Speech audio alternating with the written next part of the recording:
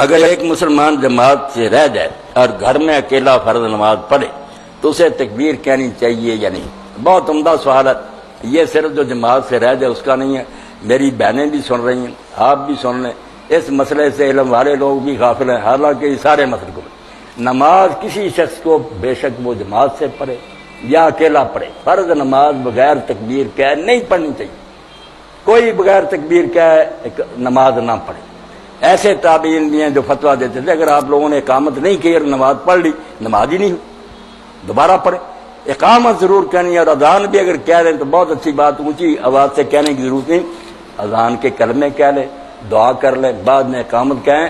اللہ کے رسول اللہ علیہ وسلم نے فرمایا اللہ اس بکریاں چرانے والے پر خوش ہوتا ہے اور فرشتوں میں فخر کرتا جو دور نکل گیا مدینہ شریف سے پہاڑوں میں، اور نماز کا وقت آیا تو اس نے نا پہاڑی پر اکیلے نے اذان کی، پھر اقامت کہہ کے نماز پڑھی، اللہ فرشتوں کی اتنی لمبی قطاریں اس کے پیچھے کھڑی کر دیتا ہے جو گنی نہیں جاتی، اور اگر وہ صرف اقامت کہے تو 2 فرشتوں کو پیچھے کھڑا کر دے۔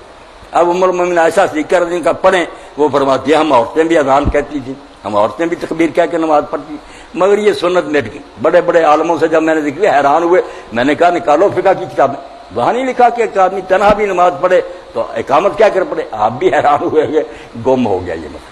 تو ہر شخص جو ہے نا اگر جماعت ملے تو ایک کی تکبیر ہی سب کے لیے کافی، اگر رہ گئے بدقسمتی سے آپ اقامت پوری کہیں، انشاءاللہ 2 فرشتے تو پیچھے کھڑے ہو جائیں گے۔